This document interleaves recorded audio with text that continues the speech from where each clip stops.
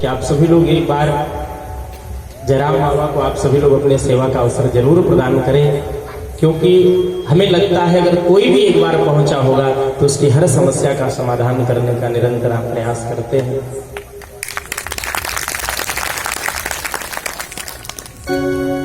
प्रभु की विशेष ही कृपा है। अभी आज ही थोड़ी देर पहले चर्चा हो रही थी, परमात्मा की कृपा बड़ी अद्भुत है। अब ये तो भगवान का ये व्यासपीठ है, यहाँ से तो राजनीति की बातें ज्यादा शोभा भी नहीं देती हैं, लेकिन विशेष कृपा है। सत्ता में न रहते हुए भी बाबा का कोई काम रुकता नहीं है, क्योंकि प्रभु की कृपा है।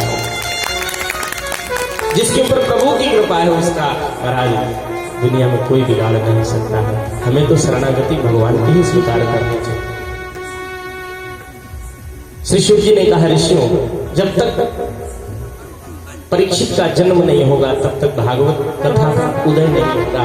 परीक्षित का जन्म नहीं होता, परीक्षित को 7 दिन में मरने का श्राप नहीं मिलता, तो ये दिव्य कथा हमारे और आप तक पहुंचती नहीं। वो परीक्षित कोई और नहीं है, ये जीव ही परीक्षित है। परीक्षित को आखिर श्राप मिला मृत्यु का, 7वें दिन मृत्यु होगी।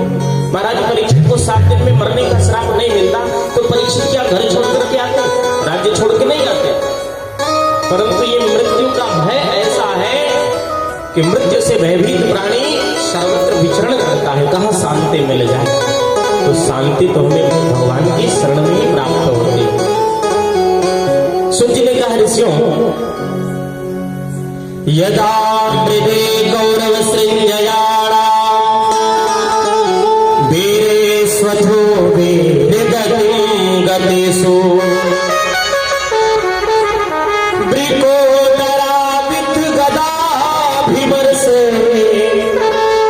भगनोरुदंडे धृतराष्ट्रपुत्रे।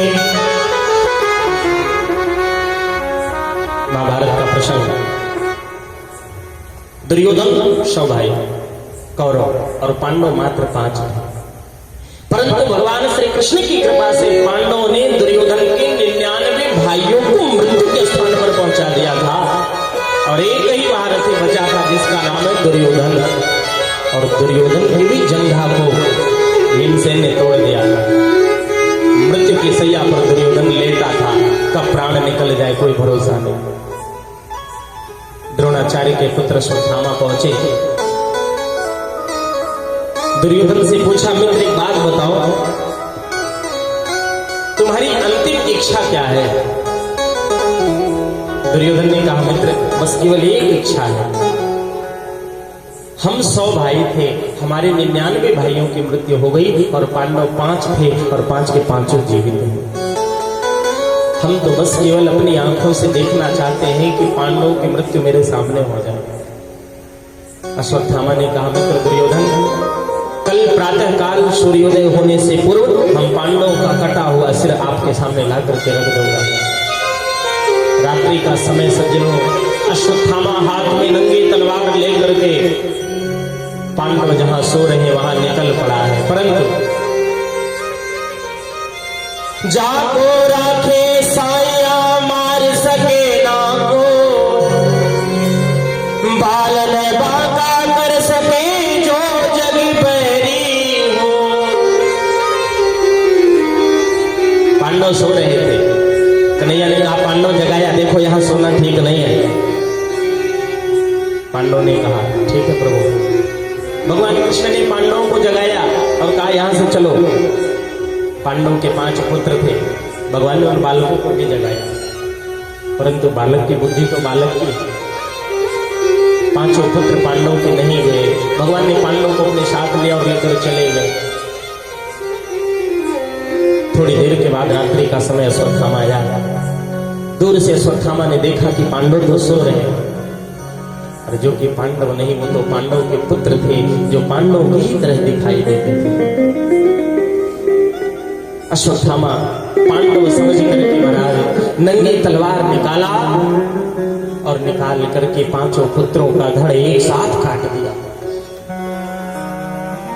कटा हुआ सिर लेकर के अश्वत्थामा दुर्योधन के पास गया, मित्र मैंने तुम्हारी अंतिम इच्छा पूर्ण कर दी। आज दुर्योधन ने ने जब पांडव के पांचों पुत्रों के कटे हुए सिर को देखा तो रोने लगा। दुर्योधन ने कहा, अश्वत्थामा तूने ये क्या कर दिया? मैंने तो पांडवों का कटा हुआ सिर लाने के लिए कहा था, पांडवों को मारने के लिए कहा था, और तुमने तो पांडव के पुत्रों को मार दिया। मित्र, मेरा वंश तो निर्वंश हुआ ही था और तूने पांडवों के भी वंश को निर्वंश कर दिया। दुर्योधन का प्राणाप्त हो गया। प्रातः काल हुआ, चारों तरफ नगर में शोर हो गए। अश्वत्थामा ने अपने गांडीव को उठाया और कहा, द्रौपदी चिंता मत करो, जो भी मेरे पुत्रों की हत्या किया है मैं उसका वध तुम्हारे सामने करूंगा देवी, चलो। अश्वत्थामा को पकड़ने के लिए दौड़े अर्जुन, गांडीव उठाया, दौड़ पड़े। जैसे ही अश्वत्थामा को लगा कि ये अर्जुन हमें पकड़ लेगा, अश्वत्थामा ने अपने आश्रम में बैठे बैठे ब्रह्मास्त्र का प्रयोग कर दिया। अर्जुन को लगा ये ब्रह्मास्त्र तो मुझे जला करके भस्म कर देगा। अर्जुन दौड़ करके भगवान कृष्ण के पास आए। कृष्ण कृष्ण महाबाहो भक्तानां भयंकरम, त्वमेको दह्यमानानां पेदोषि संस्कृते।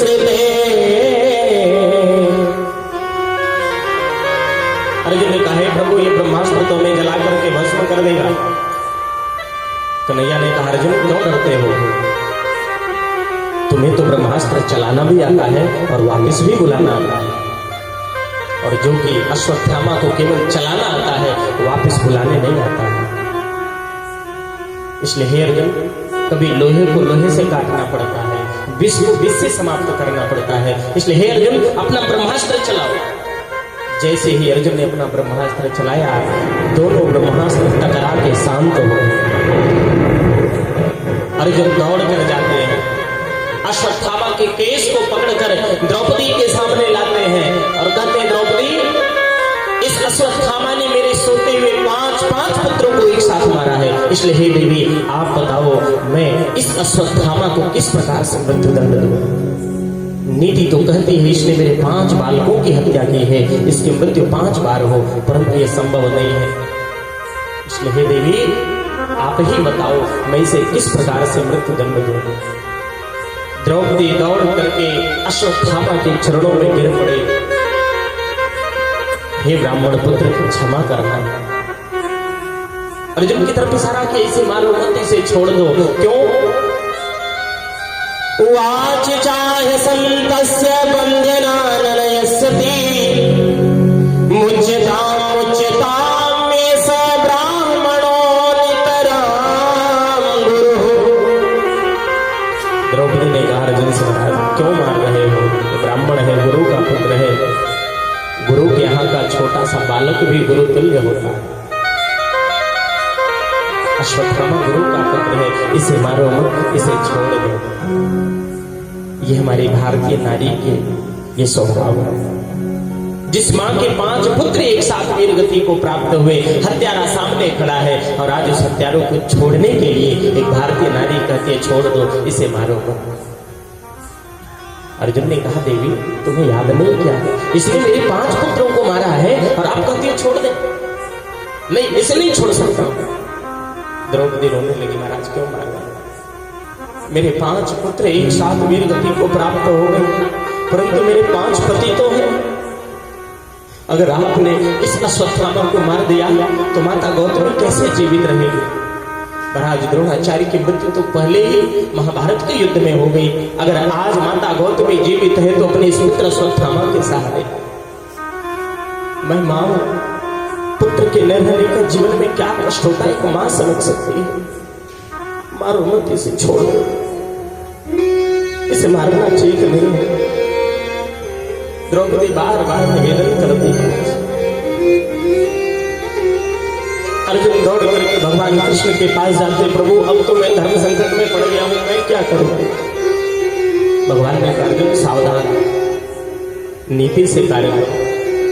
देखो ये अश्वत्थामा गुरु का पुत्र है और ब्राह्मण है, और एक ब्राह्मण को मृत्यु दंड देना ये ठीक नहीं है। बालक का हत्यारा कोई भी हो, उसे छोड़ना ठीक नहीं। अर्जुन विचार करते अगर कन्हैया जैसे 2-4 न्यायाधीश हो जाए तो क्या होगा। ब्राह्मण है, मारना ठीक नहीं, बालक का हत्यारा है, छोड़ना ठीक नहीं है, धर्म संकट में है। भगवान ने कहा ब्रह्म बंधुर हंतव्य मात ताई बधार है मयि मोह अभेद नातम परे पाह्य अनुशासन। हे अर्जुन, एक ब्राह्मण के लिए मृत्यु तुल्य कष्ट उसका अपमान ही होता है। इसलिए अर्जुन, अश्वत्थामा के मस्तक पर जो मणि है उस मणि को उतार लो और सभा से लज्जित करके अश्वत्थामा को भेज दो। अर्जुन ने ऐसा ही किया। अश्वत्थामा के मस्तक पर जो मणि उसे नीचे उतार लिया, मुकुट को उतार दिया, सभा से लज्जित करके अश्वत्थामा को भेज दिया। आज अश्वत्थामा को तो विचार करना चाहिए कि मैंने कार्य तो किया था मृत्यु दंड का, परंतु पांडवों ने हमें मृत्यु दंड नहीं दिया। अश्वत्थामा विचार करता है पांडवों ने मेरा अपमान किया है, मैं इस प्रतिशोध का बदला लेकर के रहूंगा।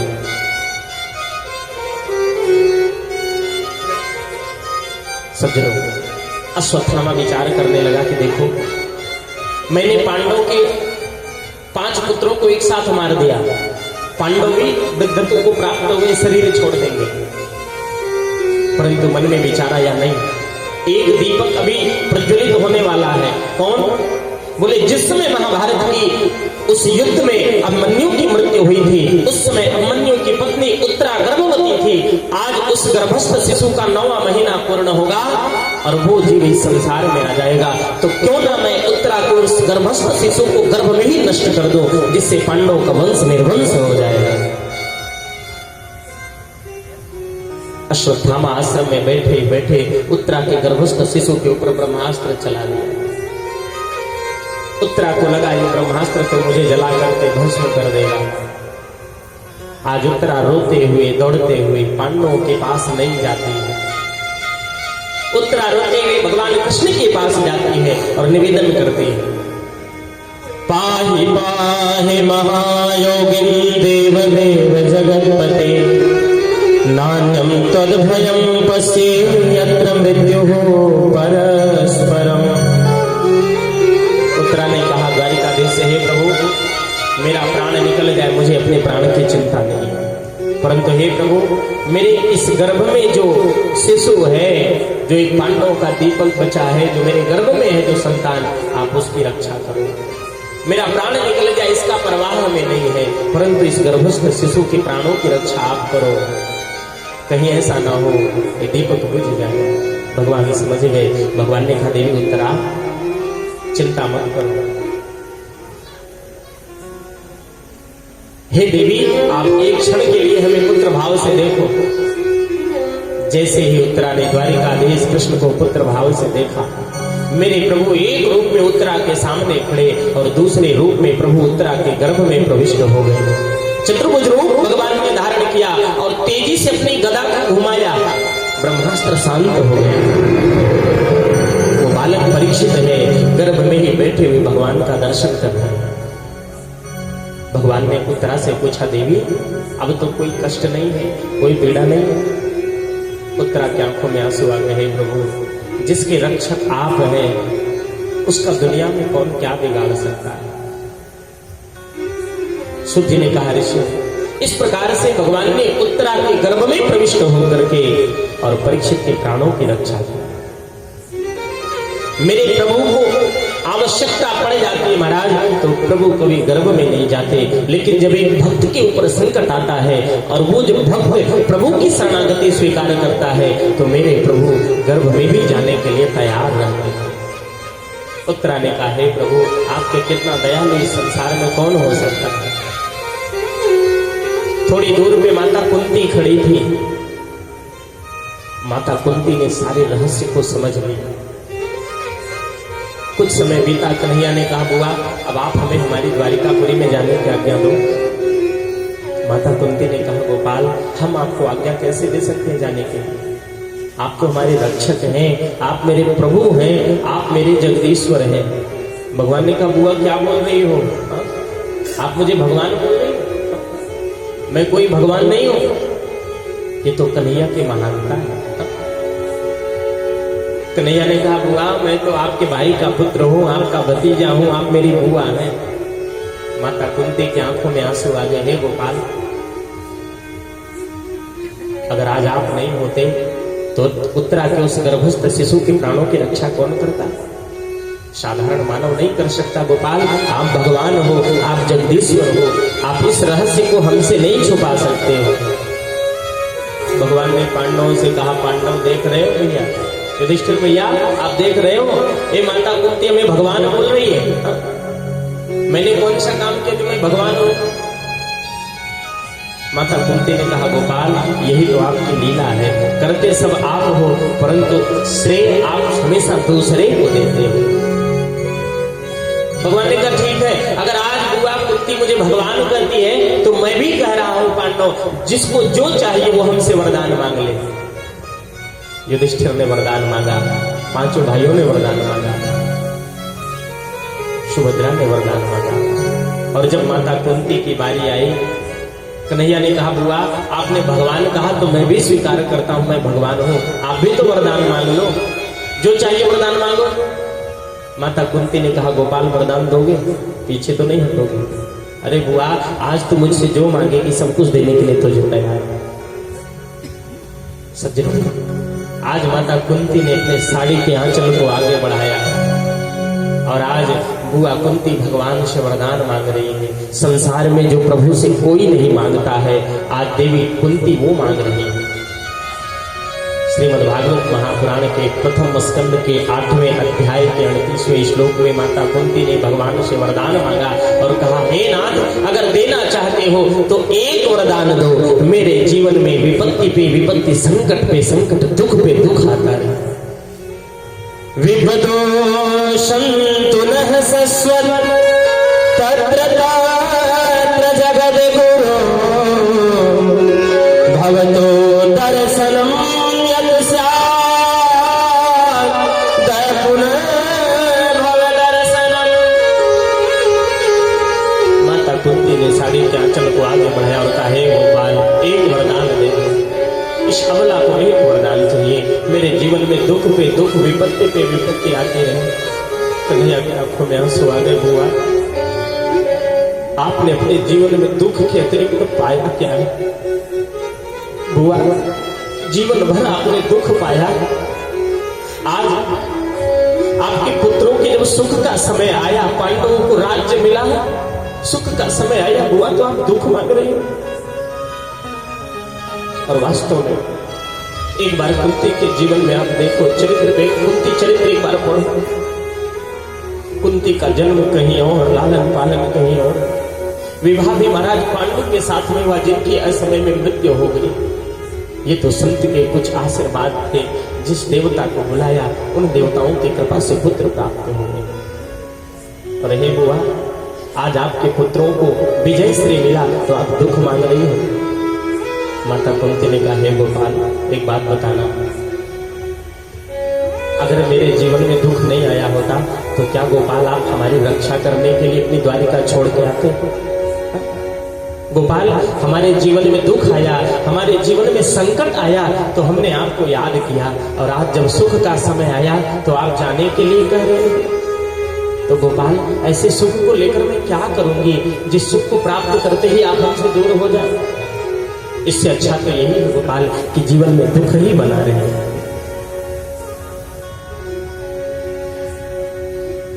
इसलिए हे गोपाल हमें तो दुख चाहिए, और सत्य है मेरे भाइयों, ये सत्य है। आप देखना, दूर नहीं अपने अंदर झांक करके देखना, जब आपके जीवन में दुख आता है तो आप कहीं सुख से ज्यादा दुख में ही प्रभु को याद करते हैं, और जब हमारे जीवन में सुख आ जाता है तो हम प्रभु को नहीं याद करते, तब तो हम अपने मद में मस्त हो जाते हैं। हमें किस बात की कमी है, हम किस लिए पूजा करें, किस लिए आराधना करें, हमारे मन में तो ये प्रश्न उठने लगता है। और जब दुख आता है तो प्रभु से कहते हैं नाथ आप कृपा करो, तो कहीं ना कहीं हम दुख में प्रभु को ज्यादा ही याद करते हैं। किसी ने बड़ी सुंदर पंक्तियों का वर्णन किया, दुखों से अगर चोट खाई न होती तो प्रभु भी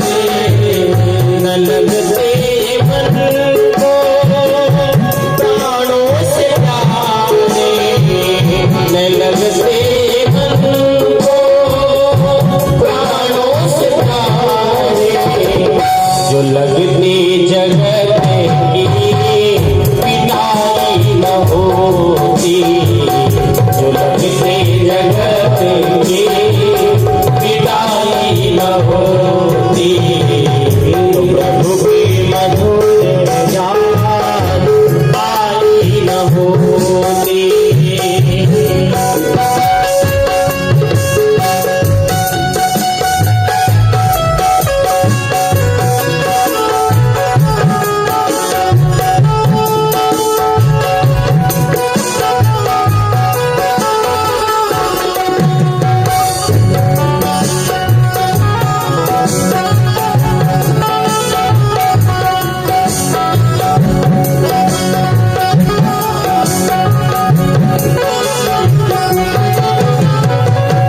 जो प्राणी जगत से निराकर पाता, जो प्राणी जगत से निराकर पाता,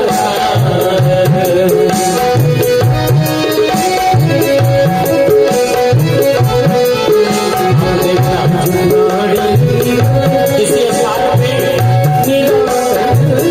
अगर अपमान हो जाता है तो मन यही कहता है, प्रभु से यही प्रार्थना करते हैं, नाथ उस समय हमें प्रभु की याद आती है कि अब इस व्यक्ति के सामने हमें कभी ना आना पड़े, क्योंकि आज इसने हमारा अनादर किया है। उस समय हम प्रभु को याद करते हैं जब हमारा अपमान होता है। जो प्राणी जगत निराकर पाता, जो प्राणी जगत से निराकर पाता, कभी भी न लगता ये कटुनेह नाता, कभी भी न लगता ये कटुनेह नाता। जो मित्रों से जगती जुदाई न होती, जो मित्रों से जगती जुदाई न होती, तो प्रभु की मधुर याद आई न होती।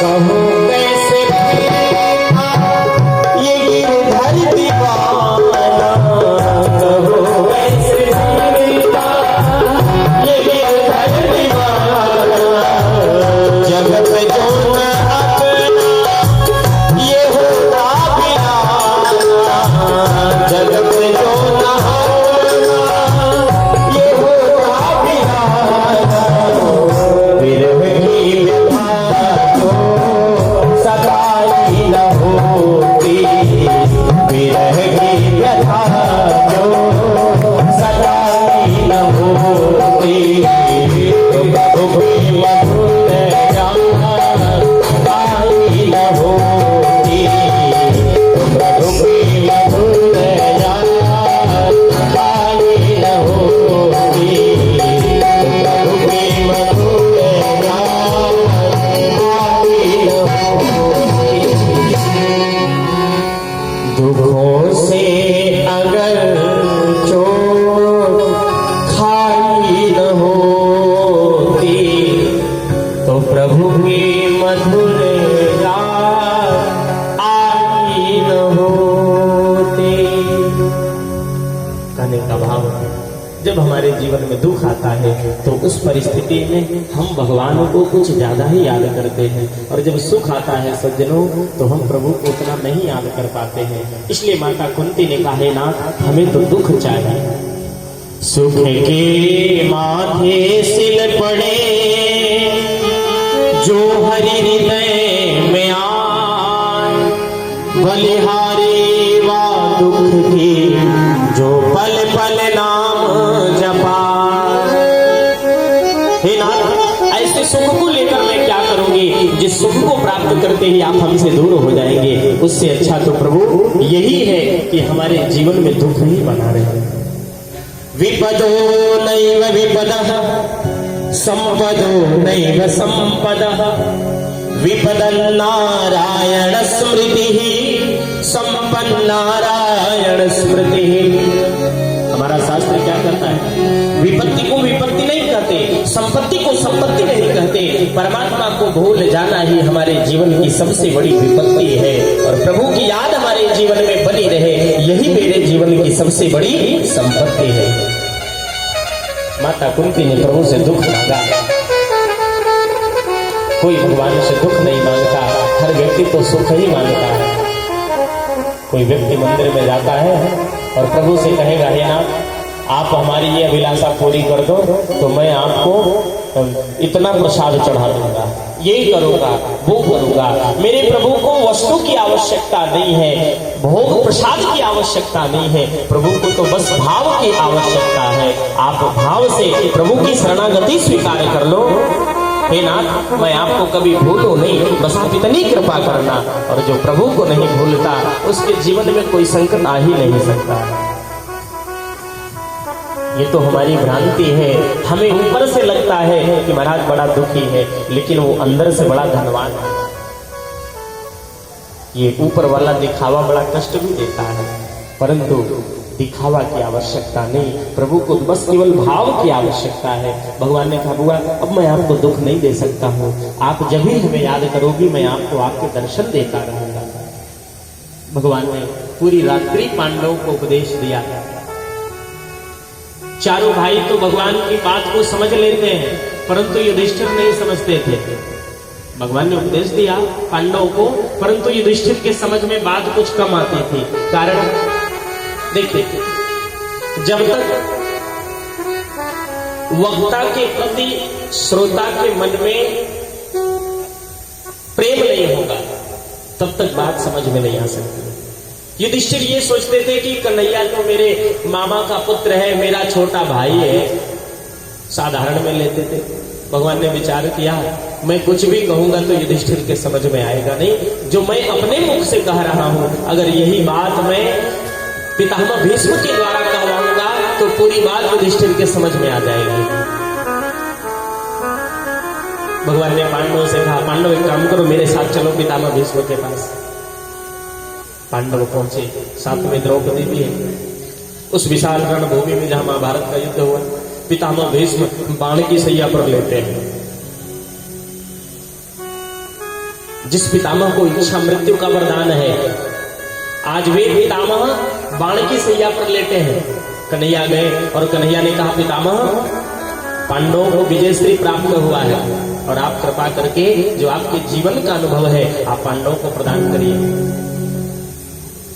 पितामह मुस्कुराने लगे, गोपाल ये अज्ञानी जीव इस द्वारिकाधीश के सामने क्या बोल सकता है, जिसके सामने स्वयं भगवान खड़े हो, साधारण जीव क्या बोलेगा। परंतु हे पितामह, हे गोपाल, अगर आप कहते हो कि मैं पांडवों को उपदेश दूं तो पांडव ध्यान पूर्वक सुनो। क्या क्या?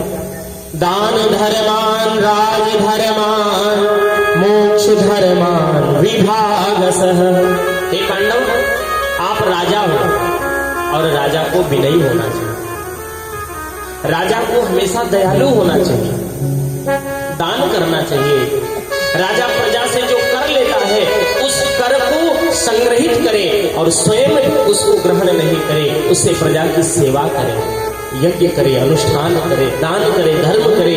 राजा अगर दानी होगा तो पूरी प्रजा सुखी होगी, और राजा ही कहीं अपराधी होगा तो प्रजा कभी सुखी रह ही नहीं सकती है। ठीक वही स्थिति हम अपने घर के अंदर देखें। अगर घर का मुखिया धार्मिक होगा, घर का मुखिया अच्छा होगा तो बच्चे जरूर अच्छे होंगे, पोते जरूर अच्छे होंगे, सब अच्छे होंगे। इसलिए मुखिया को घर के श्रेष्ठ जो सदस्य हैं, जो श्रेष्ठ व्यक्ति हैं, उन्हें जरूर धर्माचरण करना चाहिए। अगर घर के मुखिया का